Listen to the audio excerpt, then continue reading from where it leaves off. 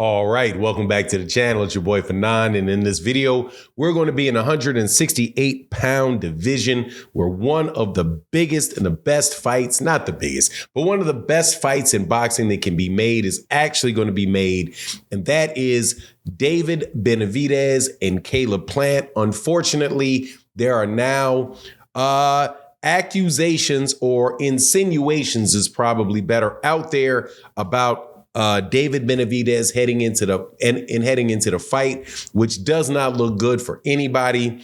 Let's talk about that in this video.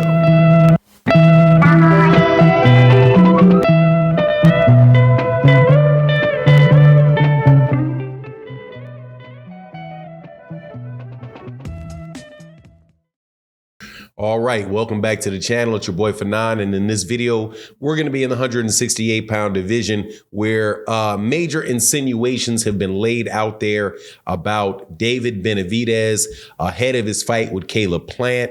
And just to let you know ahead of time, I am not saying that I believe it. I am just telling you what is being said. I certainly hope that it is not. However, one of the experts in PEDs has said and made a statement about David Benavidez going into that fight that we're going to have to talk about. Now, before I get into that, let me welcome you back to the channel. If you are new to the channel, please accept my invitation to hit the subscribe button. Hit the bell icon so you can be notified of when we release more videos. And also, if you are a longtime subscriber and supporter, thank you so much for your continued support. And specifically, thank you to my Super Thanks gang out there supporting videos like this by sponsoring them. Thank you so much. And you guys know who you are: Barbara D, Mr. Pragmatic, John Boy, Matty Yole. Thank you guys so much. Thank you guys so much for your continued support in the channel. But let's get into this. Unfortunately, cheating is something real in the sport of boxing. And definitely, the type that includes putting things in your system that allow you to get a competitive edge for YouTube monetization purposes. I'm trying not to say the word, but you get what I mean. The clear and the cream and the clear, all of those type of things, what you have VADA testing for. So we have the fight coming up with David Benavidez and Caleb Plant, and Victor Conte, who is most definitely an expert on this subject because he's been involved in it himself personally, has testified in relation to the use of it in different forums, is now running an organization called Snack, had something to say about David Benavidez's camps and warning boxing about what those guys could be up to. Specifically, what his tweet said, which came out about a week ago, said, "Time for boxing to get woke." I don't know what's with the woke reference, but whatever. Even the most stringent VADA testing can be circumvented by smart cheaters.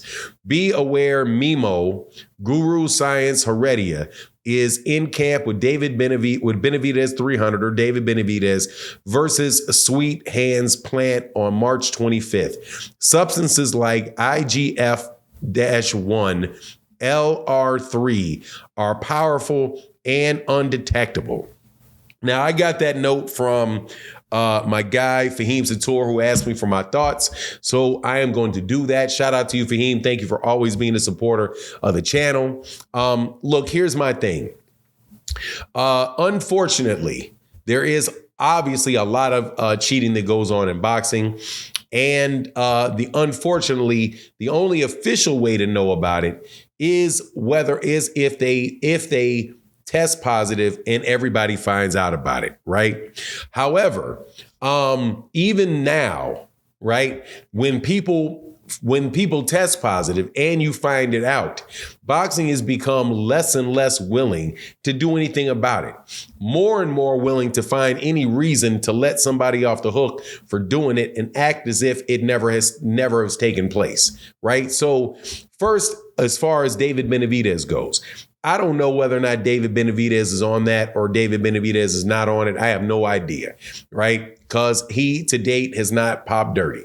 He does not look like the stereotypical guy that I would say it looks like he is. However, as I've been informed, I've heard many times, a guy doesn't necessarily look like that and very well could be. Take, for example, Tyson Fury, who is most definitely been caught on nandrolone and after his fight with Christian Hammer and before his bout with Vladimir Klitschko the first time. Definitely a guy that was on performance enhancing drugs. Also, there's other people could go on and on and on about guys that have cheated and it didn't physically look like they were there. Jarrell Big Baby Miller is another example of it, right? Billy Joe Saunders is an example of that too. The problem is though that once something happens to somebody like that, the sanctioning bodies and the promoters and the media really act like it's water under the bridge, as soon as it happens, unless it's somebody that they don't care about. And they figure, okay, well, we got to make an example of somebody. We can't make an example of Canelo for it because Canelo Alvarez has a lot of fans. And I guess a lot of fans that will read my boxing articles and a promoter, and makes a lot of money for promoters. So and the network. So we don't want to get in front of that one. So what we'll do is we'll pick on Jarrell Big Baby Miller, who's not a big draw, and just dump all of our fake anger and all that stuff on him and let these guys go, right? But as far as Victor Conte going and pointing at this particular guy, Mimo Heredia. Now, if you're not familiar with who Mimo Heredia is somebody that I believe that at a point in time that he had been responsible, caught being, active in that particular regard. He also is somebody that is most famous to me, because this is the first time I was introduced to him, was when he got brought in for the very last bout with Juan Manuel Marquez versus Manny Pacquiao, where Juan Manuel Marquez came in there looking like a linebacker, right? And he fought Manny Pacquiao and he winds up knocking Manny Pacquiao out cold, right? Now, the thing is, people have been, making those assumptions about Manny Pacquiao for years, right? That Manny Pacquiao, is literally, Manny Pacquiao's head grew.